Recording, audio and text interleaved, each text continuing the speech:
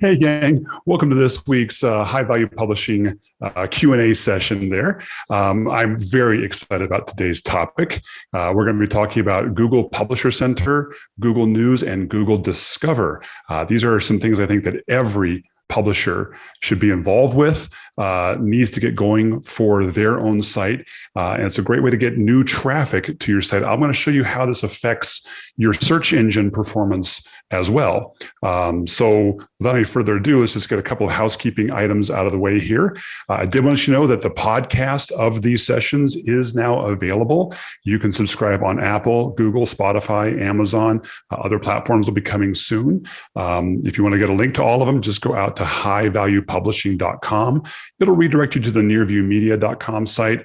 And from there, you can subscribe to any of the platforms that you want to out there. But be sure to tell other folks in the media industry about this. I also want to give another special thanks again to What's New in Publishing. Really love Jez and his gang over there. If you're not yet subscribed to that, I highly recommend that you do. It's a great publication for all people in the publishing and media industry. And they're actually taking all these sessions and, in essence, rebroadcasting them to all of their readers as well. So special thanks to them as well. I want to dive right in and let's talk about Google News, Google Publisher Center, and Google Discover. Google News is probably what you are most familiar with. You can find it just by going to news.google.com. And we'll put the links to all of these when we post the session on our website, typically on Thursday or Friday later this week. But news.google.com, this is the home for Google News stories. And so Google curates and finds all these news stories from various sites and posts them up there. I'm also going to share with you guys my iPhone here. There we go. And great little way to see this here. Google News is also an app. It's an app on the Android and on iPhones. You can get it here. So there's the Google News app. And when you go into the Google News app, you will also see a bunch of headlines being curated from all over the place, all different kinds of local as well as national and international publications. I'm currently logged in as me. So it's also like Google, typical Google fashion, tracking my usage, tracking the things I'm interested in, the things I'm not interested in, any of the stories in here. Obviously, you can save for later, you can share, you could hide stories from that source. And so it's tracking all that information. It'll be tuning my feed, if you will. So if you haven't downloaded the Google News app, I highly recommend that you do it, especially as a publisher. Worthwhile for you to see what the end user experience is like in there. Then we get in here further, you can look at specific headlines, and they break it down into different areas. So latest information, US, world, business, technology, entertainment, sports, science, health, all that good jazz here. So that's the Google News app. Obviously, the same things you can find are over here on the actual Google News website. And then following, you can choose specific topics to follow. Yes, I'm a huge Colorado Avalanche fan, but you can also pick specific sources. In this case, I'm tracking the sources, a lot of the clients I've worked with to get them on to Google News through Google Publisher Center. And then Newsstand, we won't dive into much today, but this is where we can dive into a little bit more, and we can actually do, if you have sold paid subscriptions, we can begin to manage that a little bit. But anyway, this is the Google News app. Now, why do I bring this up? Why is it important? For a lot of publications, even if you're not necessarily news-oriented, maybe you're more entertainment-oriented, or maybe you're more consumer enthusiast, hobbyist, oriented. But all of us as publishers are publishing new stories. Whether or not it's breaking news, we're publishing news stories all the time. Google News is another way to distribute that content out to more readers and have more people find your content. I actually have some publications I work with where they've done such a good job at optimizing this, they're getting 25 to 30% of their web traffic is coming through Google News. I do want to point out that unlike Facebook instant articles or some other, or even Apple News or other folks where they'll take the content and they'll put it into their own template, that's not how Google News works. So for instance, if I'm coming down here, let's go to this the story on the street with the McDonald's new sandwich. If I click this, you'll notice it's actually going to the street's website. This is actually displaying the street's website, not displaying it in a template, not sucking their content into a template. That's different from Facebook instant articles, Apple News. You'll sometimes hear Smart News or Newsbreak. They typically oftentimes take the content in and put it in their own template. So this is one of the reasons why I really like Google News. It actually does generate more traffic to your website. So that does it in the mobile app. It also does it obviously here. Let's go to the New York Times one. It does it out here. Redirects from that and goes out to New York Times. If the site's going to work fast, there we go, and actually goes to the New York Times website. So that's Google News. Now, before we dive any little deeper here, though, I want to go a little further into the actual ecosystem here. And so I put this little chart together here. Hopefully you guys can see it and it looks good for you. But this is kind of how your content gets from your website out to Google. So there's what are called Google News surfaces. Fancy term Google uses, but these are the places where news stories or content may be bubbled up other than just a normal search. So number one place obviously is the Google News website, which we've seen here, or the actual Google News app, which we saw right here. So that's the number one place is the Google News app and website. There's another place here though. We'll skip this one. We'll go to Google News on search. So sometimes if you're just doing a search, you will see top stories or related stories come up in the search results up in this section. Like here's an example. I did a search for NATO and Ukraine. Interested in that. We actually adopted our daughter from Ukraine. So I've got an interest in what's going on over there. But you'll see when I typed in Ukraine and NATO, it wasn't just regular search results. It actually pulled out top stories from Google News, put those out first, then got into normal search results. So that's kind of important to know that you want to be in both places with this. And then the third place, then, and by the way, that happens not only on desktop, but it also happens in the Google search app here too. If you do a search on Google, let me just do that real quick. Let me bring up Google here and let's just type in Ukraine and NATO. There you go. And you'll see top stories right here in this carousel showing up here. This is the same as this up here. And then we get into the normal search results down here. So it works on both the Google search app as well as on Google search on desktop. All right, next thing then is what's called Google Discover. So Google Discover is kind of curated stories. I'm sure it's machine curated. There's probably some manual curation there too that goes on. But you'll find this mostly on Android devices. You'll also find it on, you can use like the Google app on your Apple device. So let me show you this here. If I go to the Google app, this is just where I can just do a search. I can do other things I want to do with Google on here. But you'll notice stories pop up. These stories are popping up. Right here on my app. If I'm on an Android phone, sometimes these stories will show up right on my desktop of my Android phone. This is Google Discover. This is bubbling up. Typically, it's more entertainment and sports content, whereas Google News is actually truly more news. But you'll see a lot of cross-pollination. You'll see some news stories over here. You'll see some entertainment and sports stories showing up on Google News as well. So you'll see a variety of content showing up in different areas, but this is Google Discover. It shows up in the app. It shows up in the actual Google and Android desktops as well. So that's Google Discover. So these are kind of the surfaces, if you would: Google News on search, and Google Discover. Well, now we got to talk about, well, how does the content get from my website as a publisher out to these sources? And so there's multiple ways up here, and I just kind of outlined everything. We'll get to all of it here. But from your website, you could just rely upon Google just spidering your site, right? Google's constantly spidering and indexing sites, and it will find your content over time, and it could bubble it up into here. But I don't like to rely upon that kind of a passive method. So the other thing we talked about here then is, and we'll dive into this maybe further on when we do an SEO topic down the road, is actually telling Google what is on your site through the use of a sitemap. So I'll bring up an example of a sitemap here. If I go to biztimes.com/ I think it would be, let's see if I remember the right, sitemap _ index .xml. I think I got this right. Let's see if it pulls up. Yeah. So here's an XML sitemap. This happens to be a sitemap generated by Yoast SEO plugin. There's lots of other ways you can generate sitemaps.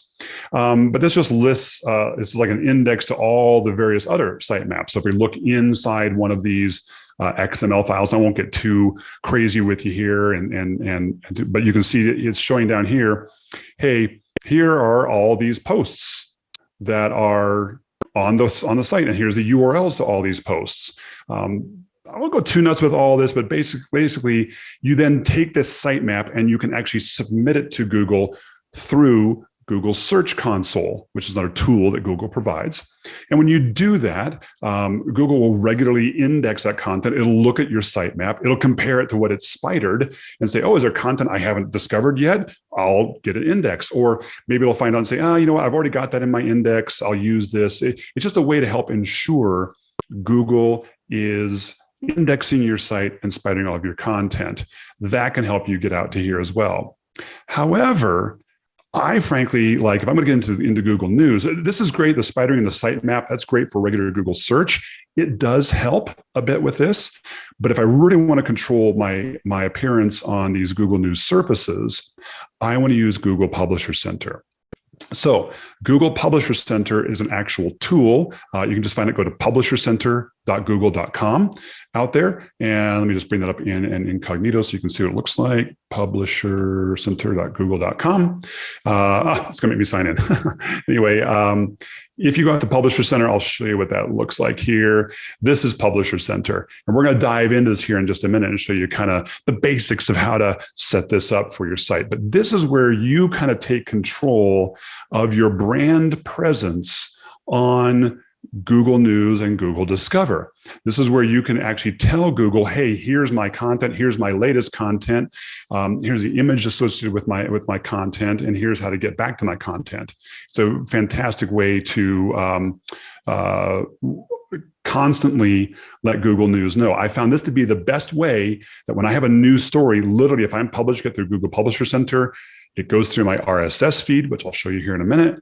Google picks it up very, very quickly, and I find that my content gets discovered out here much more quickly than if I were to just rely upon it to find it through spidering my site or through the sitemap. By the way, if you guys have any questions about this along the way or any thoughts, feel free to pop those into the chat. I'm monitoring chat over here. If you are watching this online or listening to it on the podcast, just go to nearviewmedia.com, contact me, post a question there. I'll be glad to help answer those questions. Let's dive in a little bit further. So let's talk about your website and then getting into RSS feeds. I'm also going to talk a little bit about how AMP, Accelerated Mobile Pages, fits into this picture here. So in general, though, it used to be that you had to have accelerated mobile pages, AMP pages, special versions of your website designed to load very quickly in order to have a Google Publisher Center account. That is no longer the case. You no longer need to have AMP pages. However, I'll tell you a little bit why I still think it may be a good idea for some websites. So once you have your content in publishing out, here's an example on the BizTimes website. You can see there's one of their latest stories here. Kohl confirms receipt of takeover bids and their stock price soars. So here's one of their articles out here. That is being pushed out through the BizTimes RSS feed. Now, if you saw my session from last week, we talked about your RSS feeds a bit and why RSS feeds are important to a publisher. We also talked about how you don't want to put the entire content of your article into an RSS feed. Otherwise, any site in the world can pick up that content and use it to their heart's content. You'll never know about it, and you'll never monetize that content either through your readers or through advertising. So check out the session from last week. go out to highvaluepublishing.com or just nearthemedia.com, and you'll see them all out there.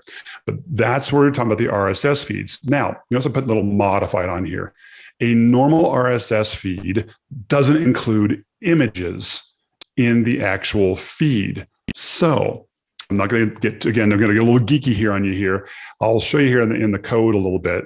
This is what an RSS feed looks like. It's just a file. All WordPress sites have an RSS feed. If you just go to whatever your site is /feed, it will show up. Or you can go to whatever category you have. If you go to a category page and put /feed, it'll give you RSS feed just for that category.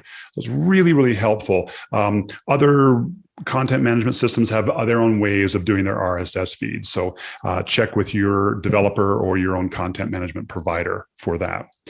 But if we dive down in here, we will actually see that there is right here, item.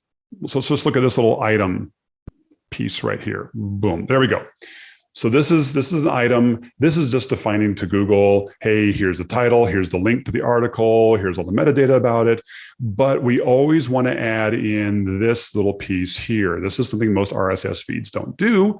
This is actually adding in a reference to the featured image. The featured image, you absolutely want that featured image in your RSS feed. If you don't put the featured image in your RSS feed, then you will wind up with articles that don't have any images. Let me see if I can find one here. I'm going to following. Let's go to, let's see, I was just helping. Was it DBT? So you'll see right now, these guys, they're submitting an RSS feed, but there's no images. There's no images in their RSS feed. So there's no images in Google News or Google Discover.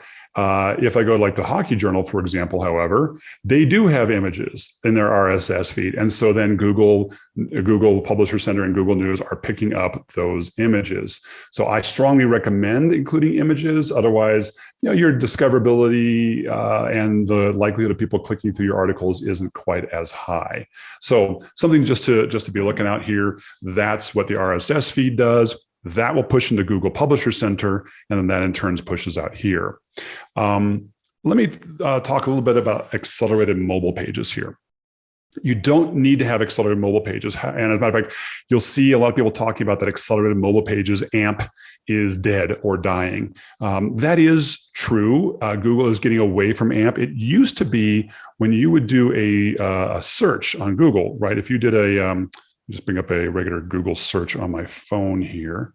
If you would do a mobile search, right, it used to be that these top stories, you'd see a little lightning bolt, right? You see a little lightning bolt over here. And then when you saw that little lightning bolt, that indicated it was an AMP page, an accelerated mobile page.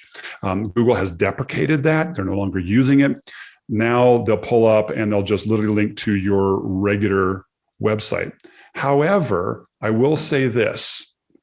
For websites where your site speed isn't all that great, and I'm talking you want to be shooting for probably an average page load time of 4 to 5 seconds. Google actually says 3 seconds is their preferred standard. For publishers, it's very difficult to get that fast especially because the ads and other things on there, ads can add a lot of load to your page. But for publishers, if your site speed is, let's say 4, maybe 5 seconds, you can get away without having AMP pages. Why? Because Google does use speed, the performance of your website, as a ranking factor. Now, it's not the only ranking factor, but it is a ranking factor. The faster your site, the higher you're going to rank in Google search as well as in Google News. Google wants a good experience for the people who are using their services. So if you've got great content and it's lightning fast and it's user friendly, they're going to give your site more preference than someone who's got the same great content, but maybe their site is slow and it's not a great user experience. That's just the way it is. Google's platform, Google's rules. So for a lot of publishers, we will still use AMP pages for this. So for example, the BizTimes website, even though we just done some really good speed improvements on it, if you look at it, it's cruising fast. This is their normal web page. Let me show you what the normal web page looks like in a mobile view. So I'm going to use Chrome and Inspector here. This is the mobile page, mobile view of their site, right? It is the same website. It just happens to be the mobile responsive view of that article.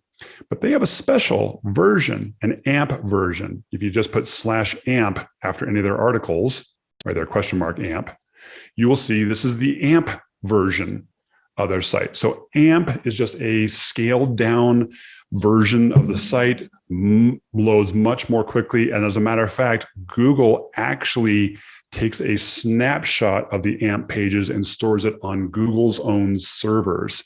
That's why when you get an AMP page, it just loads just like that. It's just so screaming fast. So Google tends to prefer faster performing sites. So for a lot of my publishers, I've got one publisher where they've actually got their website down, their main website down to loading 2 to 3 seconds. That's screaming fast. Guess what? For those guys, they don't need AMP. We can get rid of AMP because when you have AMP pages on your site, it introduces a whole range of complications that you have to work through. So if you don't have to have AMP, it's great. But if for some reason you can't get your website performance where you want it to be, implementing AMP is a way to help your site perform better in search results and perform better in Google News. So I'm throwing this out here because if Google News detects an AMP version of your page, it will go to the AMP version of your website. Let me see if I can show that to you here. I'll go bring up Google News. Let me bring up, that was Apple News. We'll talk about Apple News in another session. Let's go to Google News. Let's go to BizTimes. And there's that Coles article. And if we click on it, you will see, yes, indeed, it is loading the AMP version of the website. You look at that, you look at that. Yep. I mean, different ad, but it's the AMP version of the website. So again, if Google News or Google Publisher Center detects you have an AMP page, it will display that. Otherwise, it will just display your normal page that's out there. Okay, so now let's talk a little bit about Google Publisher Center, and I'll show you how you can get your RSS feeds in there along with video content from YouTube if you have it. And then before I do, I want to show you a little bit about the search that's coming through. When you're looking at Google Analytics, so here's a screenshot from Google Analytics. And if you go in, you can look at all traffic, you can look at source medium, and you can see where everything's coming from. So you can see here's Google Organic right here, 52,000 users came in through Google Organic during this time frame. But you can also see news.google.com, 3,000 people. So 3,000 people came in through this particular link. 52,000 people came through here. Interestingly, though, when we look at the AMP pages about 25 to 30% of the users come through AMP pages. So AMP has been a big help for this particular publisher in getting more people to the site, even if not coming from Google News. But within Google Analytics, you only have so much visibility into what's coming in from Google. You can look at it here through Source Medium, you can look at Google Organic, and you can look at Google News in here. However, if you have Google Search Console, and if you don't have Google Search Console, get yourself set up on it. I'll be glad to help you. But Google Search Console here, you will see there's 3 different types of results. Now, if you log in and you don't see these, it's because you're not showing up in Discover or you're not showing up in Google News. This is where Google Publisher Center is going to really help you on that. So you can see over the last 3 months, they had 119,000 clicks to their site on Google Search. If you look at Google Discover, they had 40,000 clicks to their site. So, 120, 40, that's 25% of the clicks from Google have been from Google Discover. Whoa. And then an additional 9,000 clicks have come from Google News. So we're talking, let's round off 50,000 clicks from here, 120,000 clicks from search. That's 35. That's a third of the traffic. A third of the traffic to their website from Google isn't coming from search. It's coming from Google News and Google Discover. This is why it's so important for all publishers. So let's dive into Google Publisher Center. When you go into Google Publisher Center, you can manage multiple organizations, and within multiple organizations, you can manage multiple publications. In this case here, the organization and the publication happen to be the same. I won't go into some of the details out of concern for privacy for this client, but you can also see you can actually follow companies almost like on social media, right? So if I go back out to Google News here, and if I select T Nation, you got the little star up here. If you star that, you can follow it. So they've actually got 121 followers, and they haven't even been promoting the fact that you can follow them on Google News.